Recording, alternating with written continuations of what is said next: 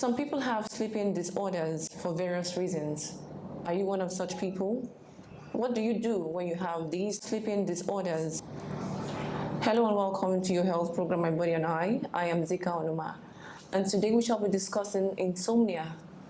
We'll take a quick break, and when we're back, we'll find out how to deal with these sleeping disturbances. Stay with us.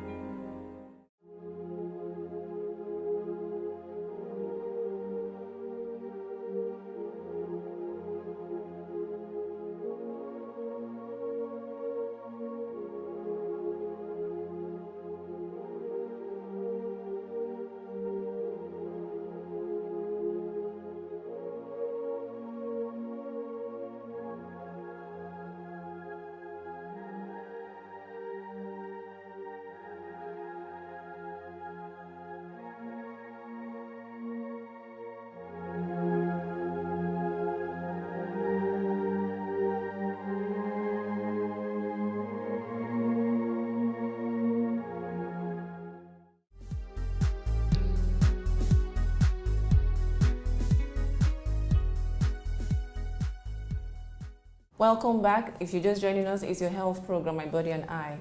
And today we'll be taking a look at insomnia. And to discuss this topic with us is Dr. Femi Adeoye. Once again, we have him on the show to discuss the topic. Dr. Femi Adeoye is from the Neuropsychiatric Hospital, Yaba, here in Lagos. You're welcome to the show, Dr. Femi Adeoye. Thank you. Now, we know that insomnia is a sleeping disorder, but can you give us an in-depth definition of what insomnia is? Well, thank you. Insomnia is a technical term that describes one of the problems that one can have with sleep. It actually describes a situation where an individual has a deficiency in the quantity or quality of sleep. And for this to be diagnosed as a problem, it has to occur for at least 3 days in a week for over a period of time, generally taken to be like a month, and then affects the individual's functioning in terms of his occupation and other aspects of life. Sometimes having to compensate while in the day when they wake up. So such people wake up with problems with satisfaction of their sleep. They are not satisfied with what they had, the sleep, the amount of sleep, or the quality, maybe due to some several reasons, which we'll probably take care of as the discussion goes by. Okay, you mentioned something about deficiency. Now, what causes the deficiency? Yes, there are several factors actually. Some of them are medical, some of them are surgical, and some of them are psychological, or something those that can be related to psychiatry. Well, we all know that when we had major sad events, we are overtly concerned, worried, and all that. Sometimes we have problems sleeping. So those ones fall under what we call short term, or compared to those that fall under chronic disorders that stay for a longer period. And now, like I said, major cause of those short-term insomnia are probably sudden losses, or you're anxious about certain things, maybe exams, period, and all that. But for chronic disorders, they're usually either a primary disorder, meaning that they are not secondary to anything, or sometimes they are secondary to other conditions. Conditions like hypertension, stroke, or after surgery, or people have chronic pain which affect them at night. So those are some of the few medical and surgical problems that could lead to sleep problems. Whereas psychological conditions like people who are depressed and so many other conditions like that. Aside that, some people misuse of substance, can also have insomnia, or even people with prescription medication. So there are quite a number of things that can actually cause insomnia. But like I said, it boils down to the fact that once this problem is identified, one is to seek help, and then the major cause in that individual will be identified and then treated appropriately.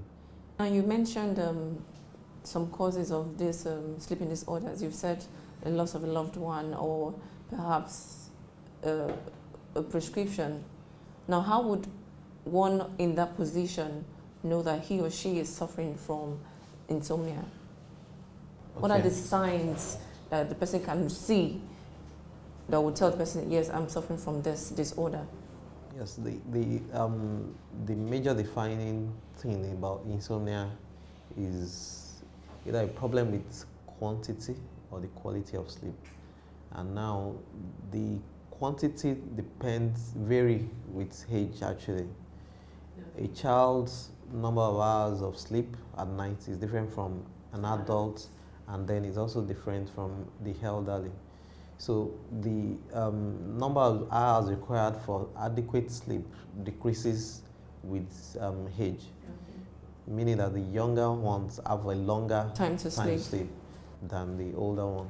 So averagely, it is taken that between 7 to 9 hours is the average sleeping hours for an adult. Oh, really? Yes, at night. Okay.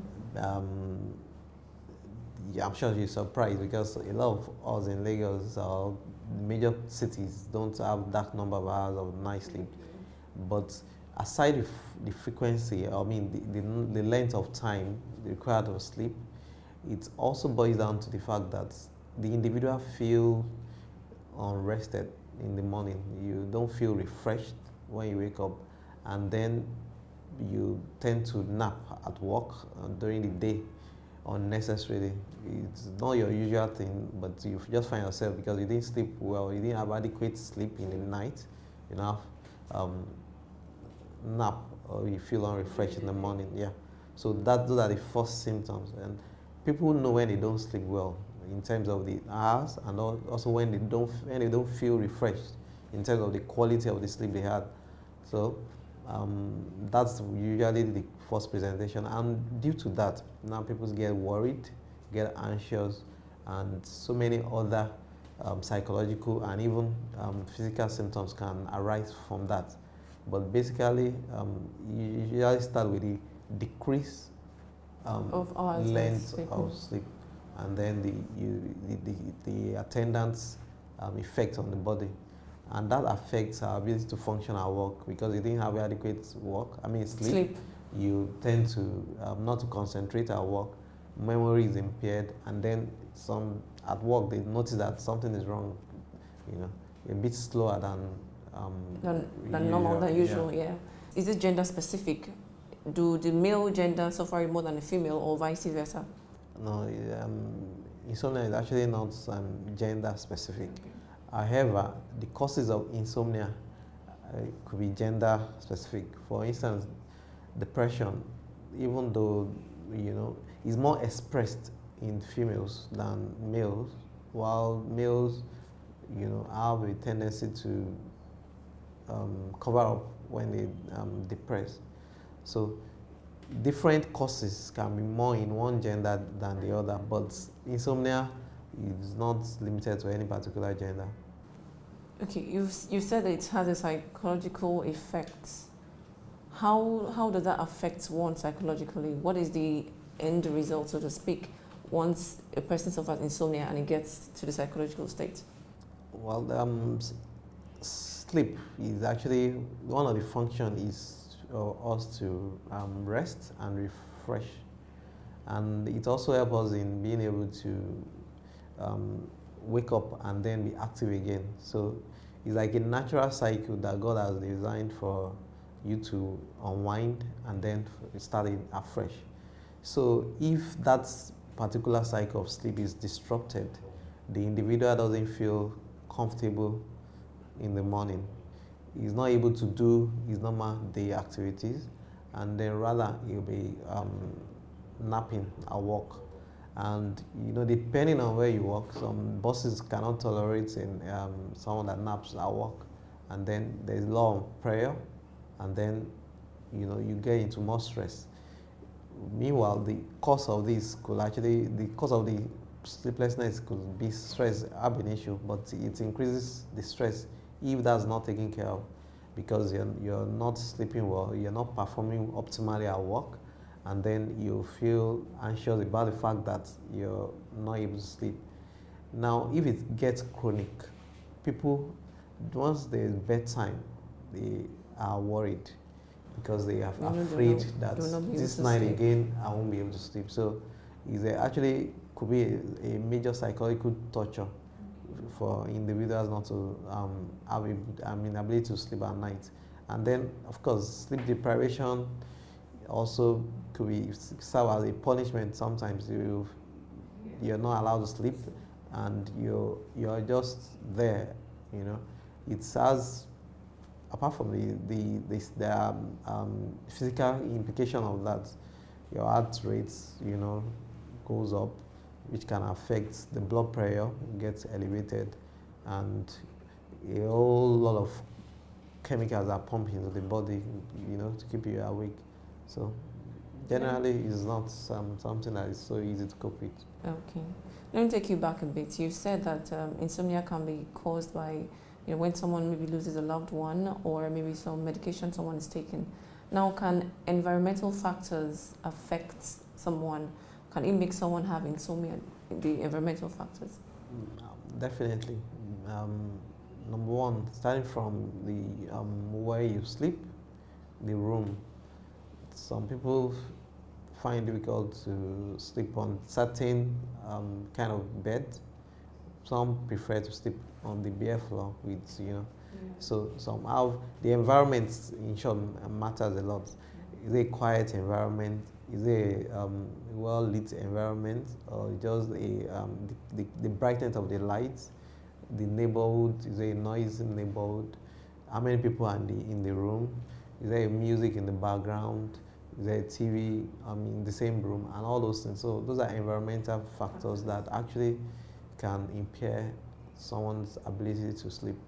Nigeria, as a country, we have is a lot of hustles and bustles that go about everywhere, especially metropolitan cities like Lagos.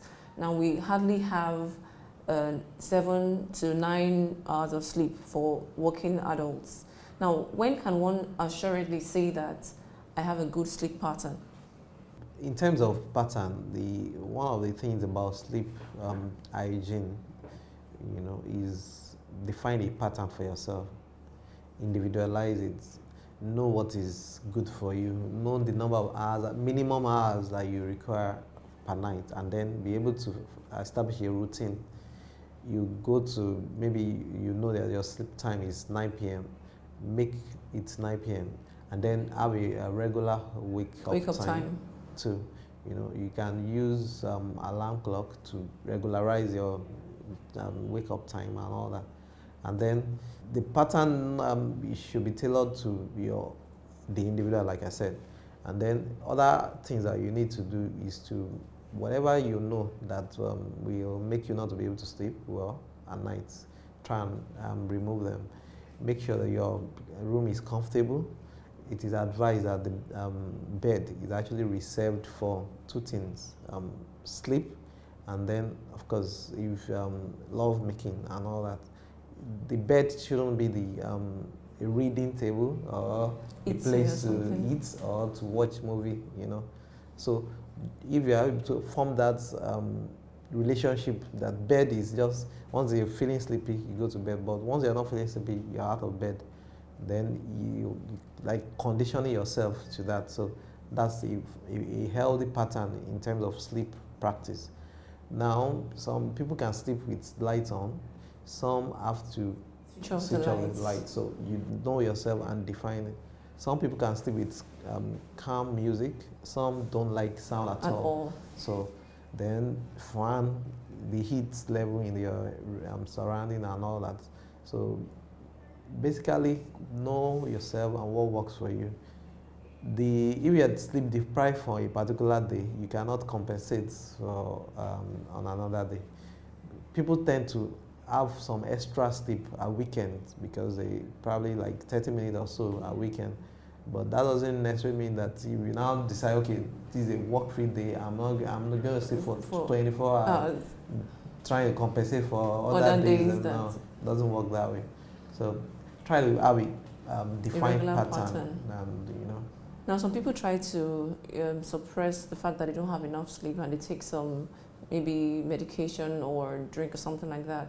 Is there a way one can tell that, hey, you didn't have a good night's sleep? Is there a way someone can tell, physically, one-on-one contact? Well, they look, their eyes are not bright.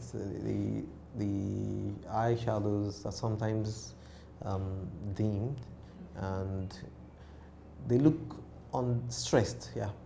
They look stressed. Stressed, and it's easy to tell someone that is fresh and, you know, especially in the morning, compared to someone that's already looking stressed so early in the morning. And the nap, if someone that you know is usually very active at work, daytime, and suddenly you see him sitting down when he's supposed to be doing something, and then he's napping, he's dozing off. Those are telltale signs that this individual did not have a good night rest. Some also, while driving to work in the morning, sleep. You know. Even if so those are some of those telltale signs that one can know that this individual is not sleeping well. So some people try to self-medicate because once they notice that some days they've not been sleeping, they go to the chemist and procure medications. The risk in that is also obvious because number one, you might not be treating well. You might just be using medication to cover up the major problem. So, and sometimes you don't even need medication, and some of the medication can be addictive, so to say. So, and they can also even change your normal pattern. So, it's better you seek the opinion of an expert. We've been speaking with Dr. Femi Adeoye of the Neuropsychiatric Hospital here in Lagos. We'll take a quick break, and when we're back, we'll ask the doctor.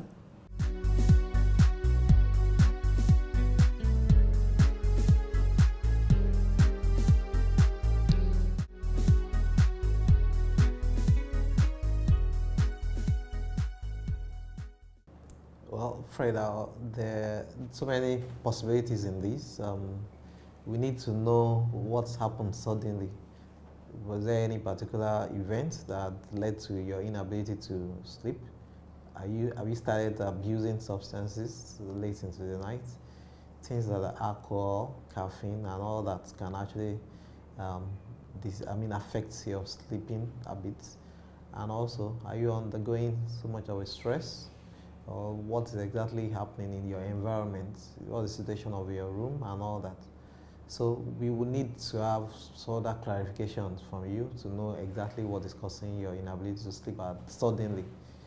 However, like we've discussed, there are so many things that could cause problem with sleep, and then we will need to probably discuss with your doctor, and then so that they can establish the exact cause of this.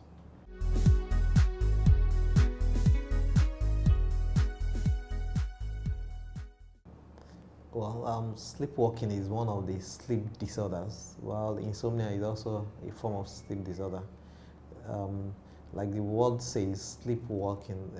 The individual with sleepwalking, insomnia is difficulty sleeping, more or less, in terms of quantity or quality, whereas sleepwalking is an event while you are sleeping. You wake up suddenly, you are still sleeping, and you are walking around sleeping. You are not conscious of what you are doing and all that. So that's actually the difference. It's a disorder as that we call one of those things we call parasomnia. You know, is actually happening at the stage of sleep where that we call non-rapid eye movement. You know, so that's it's different from insomnia.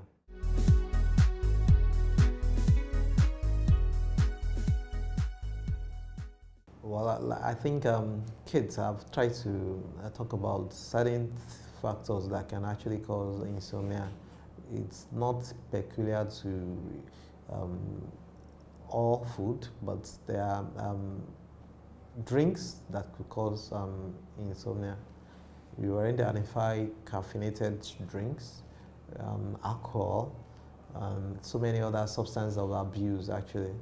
And then we will also talk about medications that are prescribed that can cause poor sleep at night. Eating late into the night could also be a factor, not necessarily that particular food, except the food has certain content that can affect food. But if you notice that any particular food affects your sleep, you should try and avoid them, and then stop the habit of eating late into the night.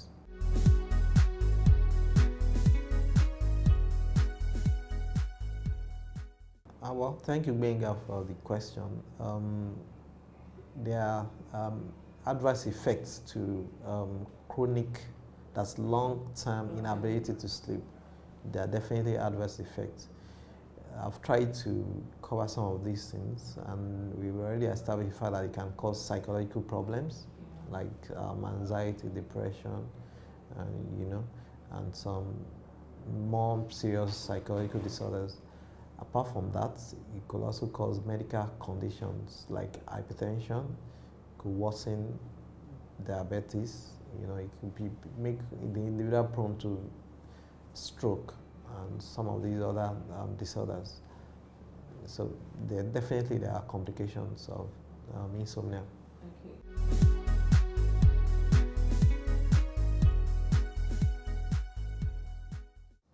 Insomnia is actually a disorder. It's not just about the mind, not playing games, but we just need an expert to actually establish the fact that the individual has insomnia.